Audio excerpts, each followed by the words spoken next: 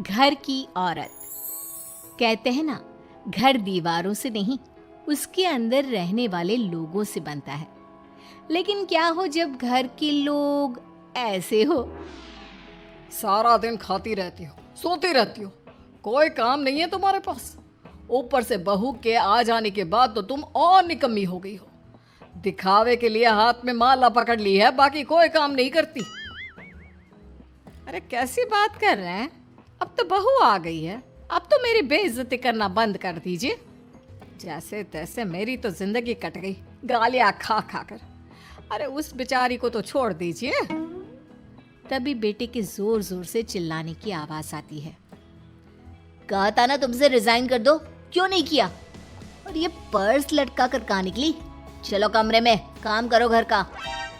बहू बेटे की लड़ाई सुनकर सास ससुर बाहर आ जाते हैं। सामने खड़ी होती है नई नवेली बहू रीमा। देख लीजिए माँ जी, शादी से पहले तो मेरे माँ पापा के सामने कहा था कि शादी के बाद नौकरी करने देंगे, लेकिन अब क्या कह रहे हैं? तो तुम माँ जी को क्यों बोल रही है बहू? तब उसका मन रहा होगा, अब नहीं है। पर पिताजी, उसके मन से मेरा करियर तो नहीं चल सकता ना। ससुर को बहू की बात पर गुस्सा आ जाता है। वो बेटी की तरफ देखता है। पापा से जबान लड़ाती है, रुक। ये बोलकर वो पत्नी को खींचकर कमरे में ले जाता है और बंद कर देता है। ये सब देखकर सास दुखी हो जाती है। पति के जाने के बाद सास बेटी से कहती है, देख बेटा, अब जमाना कुछ और है। तेरे पिता ने घर में औरतों की कद्र नहीं की, लेकिन तू ऐसा ना बन। शहर की समझदार पढ़ी लिखी लड़की से शादी की है तूने, उसका ख्याल रखा कर, तमीज से पेश आया कर। जा, बहू को कमरे से बाहर ले आ। लेकिन बेटा नहीं मानता और बहू कमरे में सारा दिन बंद रहती है। शाम को बेटा बाहर जाता है कि सास चाय और बिस्कुट लेकर बहू के कमरे में जाती है। बहू बेटा, ये ले, चाय पी ले। रो रो कर कैसी शक्ल बना ली है बेटा। माँ जी, ये कैसे लोग हैं? आप कैसे मैनेज कर रही हैं? ऐसे थोड़ी ना होता है माँ जी। घर की औरतों को तो पिताजी और ये इंसान समझते ही नहीं। क्या करूं बेटा, मैंने तो जैसे तैसे सह लिया, लेकिन तू ना सहना। दोनों बात कर ही रहे थे कि ससुर आ जाते हैं। अच्छा, तो अब बहू को भड़का रही हो? बहुत दिन हो गए मार खाए, अब क्या बहू के सामने खाओगे?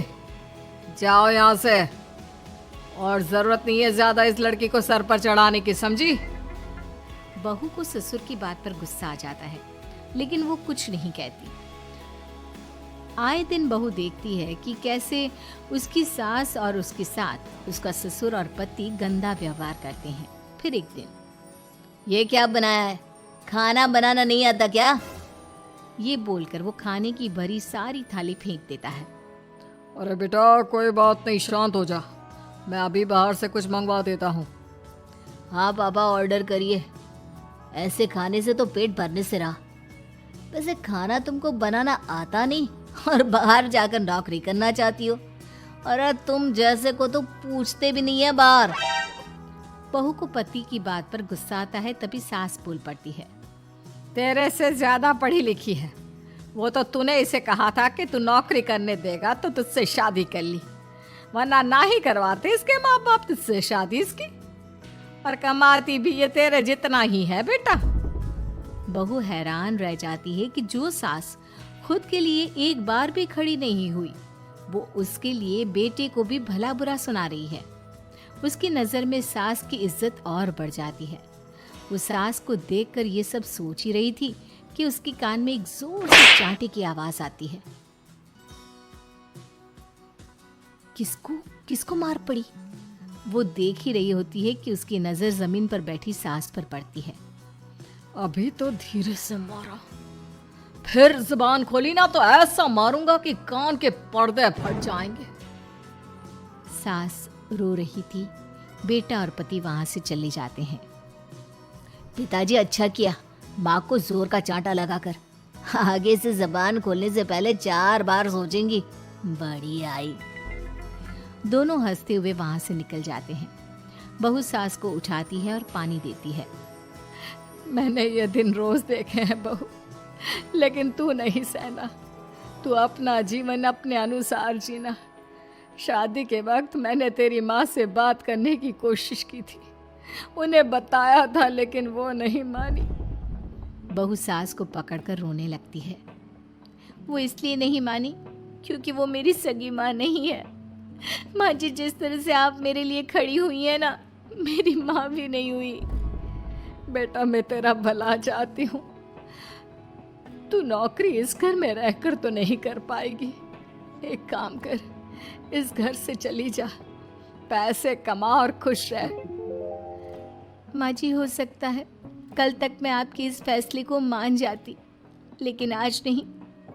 माँ जी, आप यहाँ इस नर्क को झेले और मैं आपको छोड़कर चली जाऊं? नहीं, कभी नहीं। अगले रोज, सुनिए, वो क्या है ना, मुझे कुछ कपड़े और गहनों की ज़रूरत है, तो ज़रा पैसे दीजिए ना। अब आप घर के मर्द हो तो पैसे तो आपसे ही मांगूंगे ना। बुरा तो नहीं लग रहा ना आपको? नहीं नहीं, बुरा क्यों लगेगा। ये लो कार्ड, कर लेना शॉपिंग। अगले रोज, बिजली का बिल आया है 10,000 का, भर दीजिएगा। इतना बिल कैसे आ गया? बेटा, वो क्या है ना, सारा दिन बहू घर में रहती है तो कमरे में एसी और टीवी चलता रहता है। अब कम से कम बाहर जाए तो 4 पैसे कमा कर लाए। लेकिन हम लोगों को थोड़ी ना औरत की कमाई खानी है, वो तो मर्द ही करता है ना। पति पर्स देखता है और फिर हाँ माँ, ठीक बोल रही हो। खैर चलता हूँ, ऑफिस का वक्त हो गया है। पति ऑफिस से पिता को फोन करता है। पापा, घर के खर्चे तो बढ़ते ही जा रहे हैं, ऊपर से महंगाई आप देख रहे हैं। मैं सोच रहा हूँ क्यों ना मीना को नौकरी के लिए हाँ कर दूँ, 4 पैसे ही लाएगी ना घर में।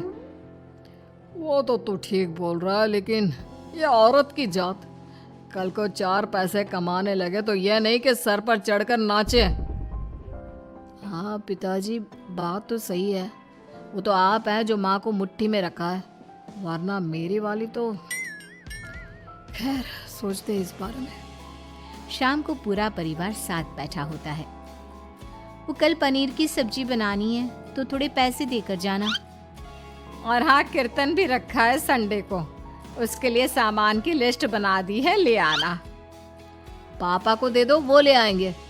अरे पापा कहाँ से ले आएंगे, मेरे पास नहीं है पैसे वैसे। लो, पैसे ही नहीं है? मेरे पापा की जेब तो हमेशा नोटों से भरी रहती है। बेटा, लक्ष्मी को जो पूजता है ना, उसके पास लक्ष्मी रहती है। जो घर की औरतों को मारे पीटे, वो भला कैसे लक्ष्मी का लाभ ले सकता है? वाह वाह, क्या बात है, तो जबान खुल रही है तुम्हारी। लगता है भूल गई पुरानी मार और डांट, क्या? हाँ माँ जी, शांत हो जाइए। मैं नहीं देख सकती आपको मार खाता, और फिर हो सकता है कि मैं आपको बचाने आऊँ तो ये भी मुझे मारे। ठीक है बहू, मैं कुछ नहीं कहती, तू ये लिस्ट बस दे दे, मैं चली आराम करने। फिर अगले रोज, सुनिए जी, वो मायके जाना है। वो क्या है ना, शादी के बाद से गई नहीं, तो ट्रेन की टिकट बुक करवा देना। तो मैं भी तो साथ जाऊंगा ना तुम्हारे। तो ठीक है, फिर फ्लाइट की ही टिकट करवा दीजिए। वो क्या है ना, अच्छा थोड़ी ना लगता है, आप पहली बार मेरे साथ जा रहे हो और हम ट्रेन से चले, ठीक है ना? पति ऑफिस जाता है, जहाँ उसका दोस्त कहता है, अरे क्या हो गया यार, परेशान सा दिख रहा है।